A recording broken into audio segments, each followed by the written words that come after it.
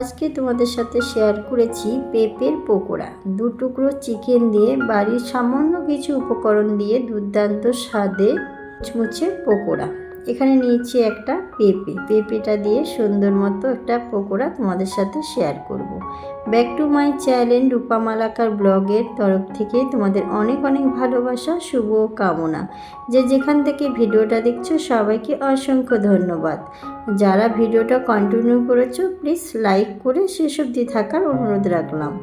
এখন দেখো এখানে পেঁপেটা আমি 4 ভাগ করে নিয়েছি। এখন পেঁপেটাকে ছোট ছোট করে কেটে জলে কিছুক্ষণের জন্য আমি রেখে দেব। পেঁপের একটা কষ থাকে, সেটা কিন্তু বেরিয়ে যাবে। এখানে লাগবে আমার মসুরির ডাল। মসুরির ডালটা এখন জলে আমি কিছুক্ষণের জন্য ভিজিয়ে রেখে দেব। এরকম একটা পকোড়া থাকলে সত্যি সন্ধ্যের চা খাবার কিংবা সসের সাথে কিংবা তোমরা ম্যাগির মশলার সাথে খুব সুন্দরভাবে এটা কিন্তু খেতে পারবে। এখানে আমার কি লাগছে পেঁয়াজ কুচা, লঙ্কা কুচানো আর কিছু সামান্য চিকেন। এগুলো দিয়ে কিন্তু আমি একটা খুব সুন্দর পকোড়া এখানে বানাবো। পেঁপেতে আছে অনেক কিন্তু প্রোটিন। অনেক বাচ্চা আছে পেঁপে কিন্তু খেতে চায় না, সবজি খেতে চায় না। তাহলে আমরা যদি সবজিগুলো এভাবে পকোড়া বানিয়ে খাওয়াই, বাচ্চারা কিন্তু খেয়ে নেবে। তবে আমার ছেলে অনেক মজা করে খেয়েছে। তোমাদের বাচ্চাদেরও এইভাবে পকোড়া বানিয়ে দেবে, দেখবে কিন্তু খুব সহজে তারা খুব ভালোভাবে আনন্দ করে খেয়ে নেবে।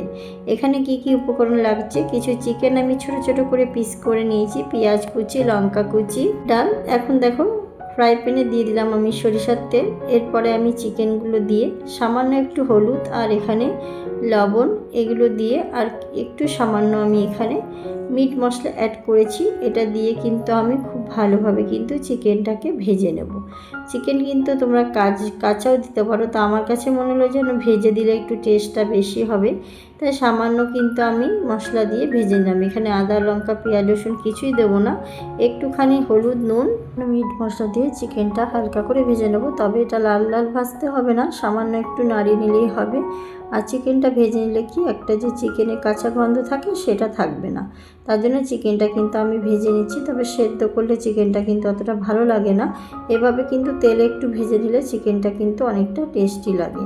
এখন দেখো এখানে মসুরির ডালটা জলে আমি 2-3 বার ধুয়ে নিয়েছি। এখন একটা ব্লেন্ডারের জারে আমি এখন নিয়ে নিলাম আমার এখানকার ভিজি রাখা মসুরির ডালগুলো। তবে তোমাদের হাতের কাছে না থাকলে তোমরা অবশ্যই ছোলার ডালটাও ব্যবহার করতে পারো। তবে মসুরির ডালের কিন্তু টেস্টটা একটু আলাদা হয় আর খেতে অনেকটা ভালো লাগে। এখানে চিকেন দিয়ে আর মসুরির ডাল দিয়ে কিন্তু আমি ভালোভাবে ব্লেন্ড করে নেবো। তবে ডালটা যদি একটু গোটা গোটা থাকে তাহলে কিন্তু কোনো সমস্যা নাই, কারণ একটু গোটা গোটা থাকলে কিন্তু ডালটা খেতে মানে বড়াটা খেতে আরটা টেস্ট। এখন আমি পেঁপেগুলো ভালোভাবে ম্যাশ করে নেব। ম্যাশ করার জন্য একটা আমি খসার মধ্যে এভাবে ম্যাশ করে নিচ্ছি। তোমরা পেঁপেগুলো এভাবে ম্যাশ করে নেবে। পেঁপে কিন্তু কেউ ব্লেন্ডারে পেস্ট করবে না, তবে কিন্তু বড়াটা একদম স্বাদ হবে না। জারে যদি এটা ব্লেন্ড করা হয় তবে কিন্তু একটা জল জল ভাব চলে আসবে। এই পেঁপেটাতে কিন্তু জল থাকলে হবে না, একদম ড্রাই দিতে হবে। জল থাকলে কিন্তু একদম বড়াটা ভেঙে যাবে, বড়াটা ভালো মতো ভাজা হবে না। এখানে দেখো এইভাবে কিন্তু আমি পুরো পেঁপেটাকে যতটুকরো আমি করে নিয়েছি, এখানে অর্ধেক পেঁপে দিয়েছি, গোটা পেঁপেটা ব্যবহার করিনি। তোমরা যেরকম পরিমাণে বড়াটা বানাতে চাও সেরকমই বানাবে, তোমরা গোটা পেঁপে দিয়েও বানাতে পারো। এখানে আমার পেঁপেটা কিন্তু ম্যাশ করা কমপ্লিট। দেখতে পাচ্ছ এখানে কিন্তু কোনো জল জল ভাব নেই, শুকনো ভাব আছে।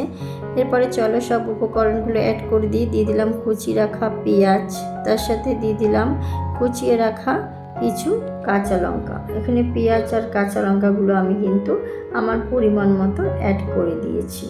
তবে তোমরা কিন্তু এখানে লঙ্কাটা বেটেও দিতে পারো। আর এখানে আছে আদা বাটা আর রসুন বাটা, এই বাটা মশলাটাও আমি এখানে অ্যাড করে দিলাম।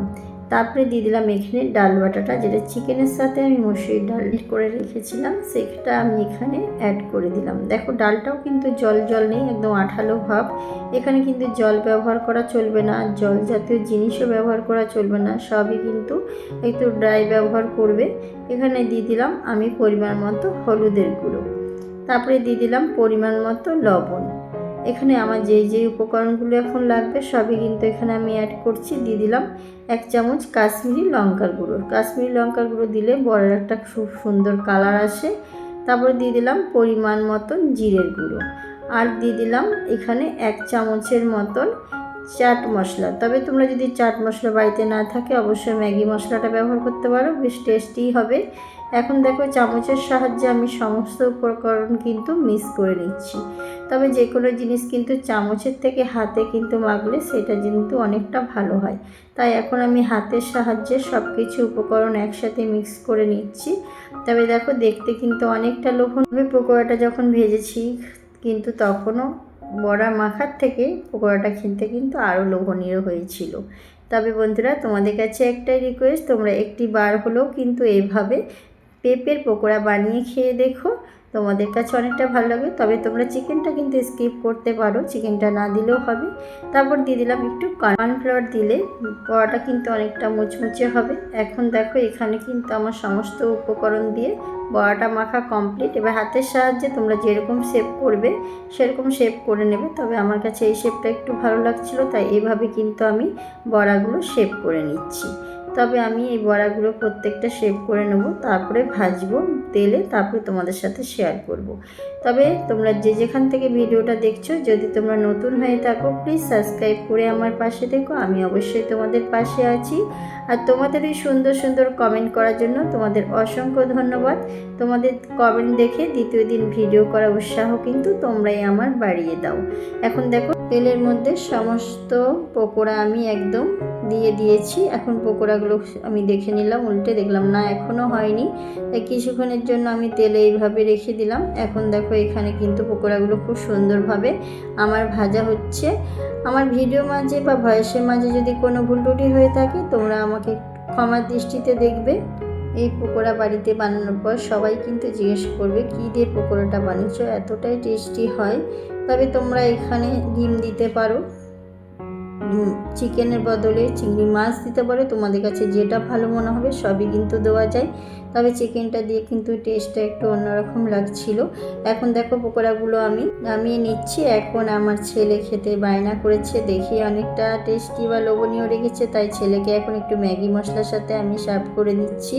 তবে দেখতে যতটা সুন্দর হয়েছে বন্ধুরা, খেতে কিন্তু তার থেকে দ্বিগুণ খেতে সুন্দর হয়েছে।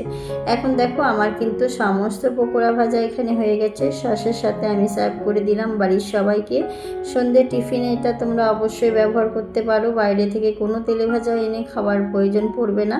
এটা খেলে অনেক উপকারে দেবে। আর বাইরের তেলে ভাজা খাবার কিন্তু খাওয়া ঠিক না। আমরা যদি বাড়িতে এত সুন্দর সুন্দর ভালো খাবার বানাতে পারি, বাইরে থেকে কেন কিনে খাওয়াবো বাচ্চাদের তেলে ভাজা। তাই তোমাদের কমেন্টের অপেক্ষায় থাকলাম। তোমাদের কেমন লাগলো আমার ভিডিওটা একটা কমেন্ট বক্সে অবশ্যই জানিয়ে যাবে। আর একটি বার হলেও কিন্তু তোমরা এটা ট্রাই করবে।